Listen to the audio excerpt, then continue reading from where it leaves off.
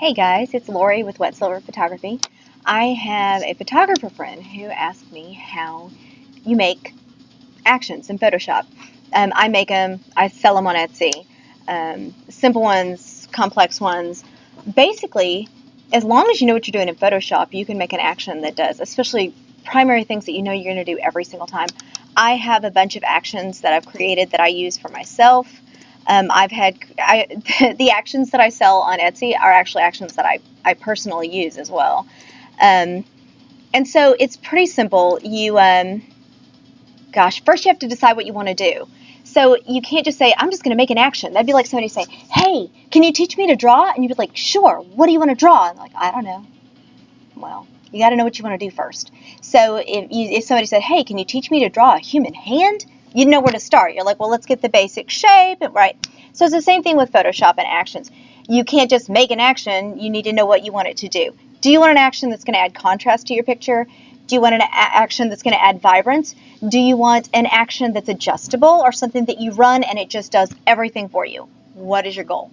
So as soon as you know that, you can make an action to do that. And I'll show you some basic things. So let's say this is a picture of my daughter on the screen right here. I just did a photo session with my kids because I realized every time school picture time rolls around, I know that it's time. It's time for me to take pictures of my babies. And so I thought I'd use her for this. So let's say the first thing we want to do, we're going to make an action that's going to increase contrast. Well, how do you want to increase the contrast? Do you want to use levels? Do you want to use curves? Like there's so many ways to increase contrast, right?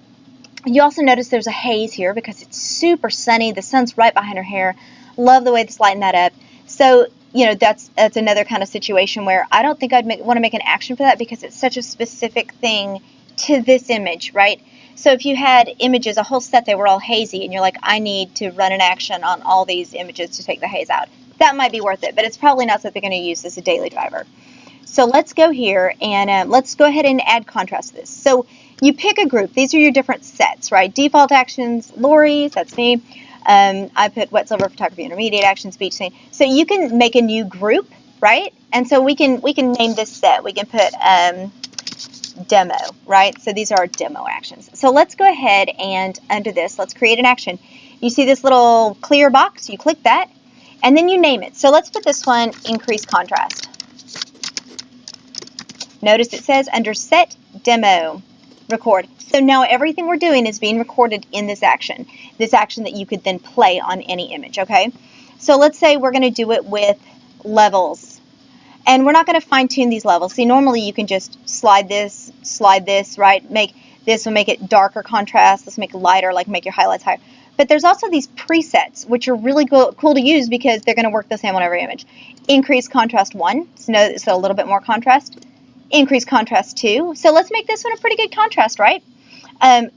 There we go. Now look, we've got those levels just like that. Bam, that's inside that action, right?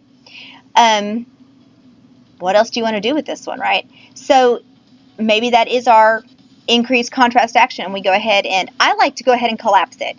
Shift Control E and done, right? So then you hit this stop button. Notice the red button right here, that's going right now. You hit stop, that action is officially done. So under demo, you have increased contrast. So let's go back to here. I cropped her before we started. Now we just click that button and hit play, and it just does it automatically for us, right? And you can go to your before and after. Pretty neat. So let's go ahead and do another action. What should we do? Maybe something that's like, see how she has a lot of yellow in this scene, or a lot of green yellow? It's because everything around us is yellow and green. So everything around you becomes a reflector of light. And if you're in a blue room, everybody in that room is going to have a blue cast when you take the picture of them. Same thing with a yellow room. Certain lighting does it as well. So when you're taking pictures outside and it's green, you need to add pink to an image to get that green out. Now there's ways to do that. You can use your color balancers, again, just like everything. What do I want to do? How do I want to do it? There's more than one way to do absolutely everything. So let's create a new action, right? And we're going to call this Take the Yellow Out. Again, there's more than one way to do this, but we're going to pick one. So take the yellow out. Notice down here there's color balance. That's a good way to do it. Saturation, you can literally play with just your yellow slider. You can use a filter, right? So you can lay another color over the top that balances out that color. But for this, we're just going to go ahead and do color balance. Now, notice you have a red and blue slider, a pink and green slider, magenta and green, cyan and red, you know, we can be official if you want, yellow and blue, right? Well, we can take yellow out. What it does is it adds blue. So we can slide this over this way. Look at that. Like, that's almost perfect on her skin, right? Her skin looks like a natural tone. Again, there's more than one way to do that. Again, I like to collapse these. And then I hit stop. Now we have a take the yellow out action, right? So what else would we like to do to this picture? Now, let's create an adjustable action.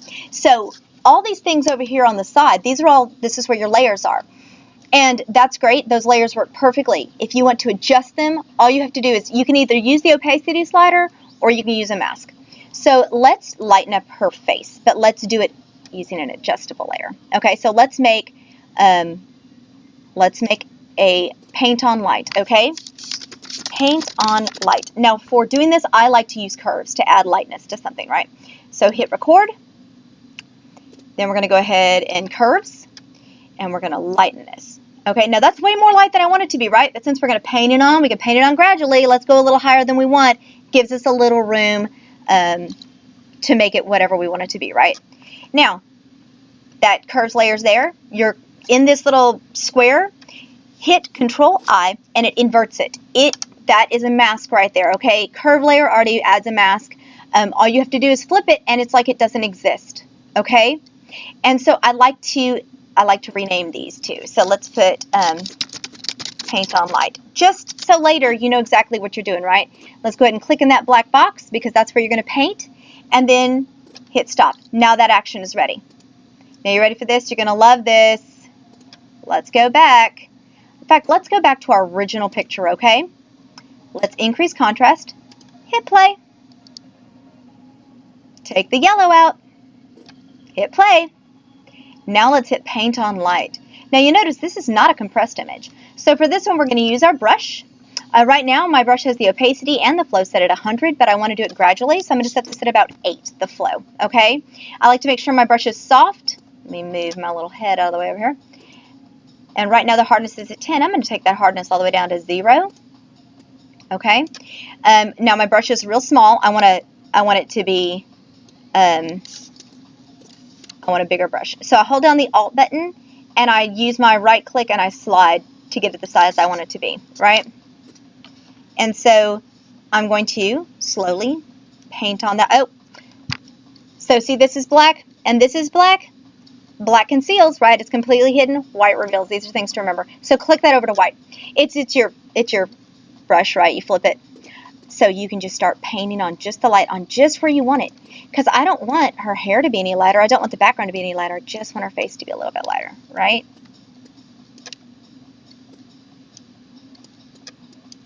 And you can do this, any of those things, as long as you don't collapse them, you can use a mask on them and get it exactly what you want. Now, I love, to me, that lightness is about perfect, right? Now, I used that action, I painted it on or whatever. I'm going to go ahead and compress that, Shift-Control-E. It's Command if you're on a Mac. Now, how about I do an action that is paint on contrast. Ooh, okay.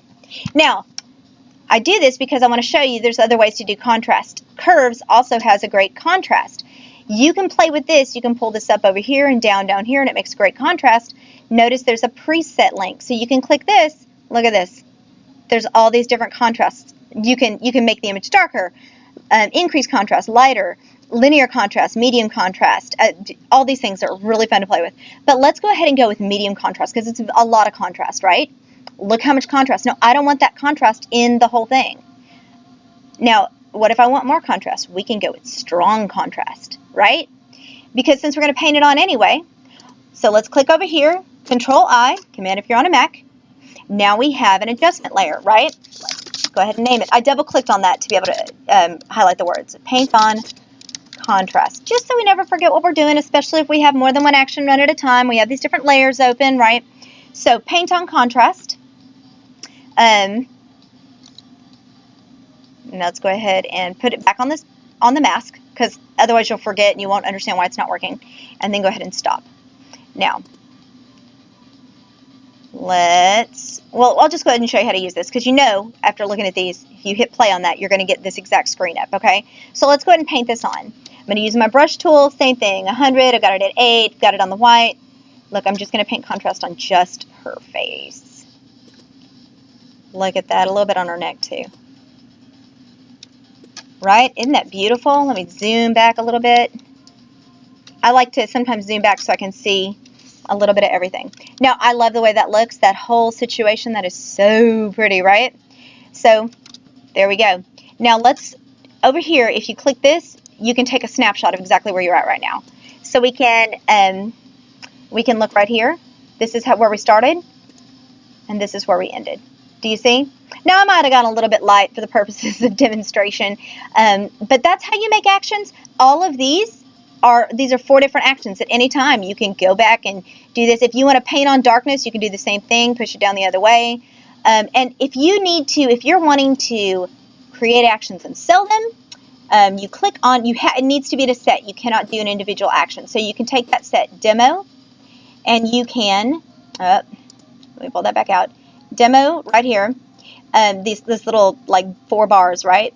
And you hit save the actions. Let's see where, save actions right here, and it'll save them to a folder. If you want to install them on something, you can send them to a zip and then just upload that, and it makes it really easy you can send them to friends even. Like, you can literally email friends your actions in a folder. So yeah, there you go. It's that simple. If you have any questions at all, please feel free to email me or call me, and please subscribe to my channel. Thank you.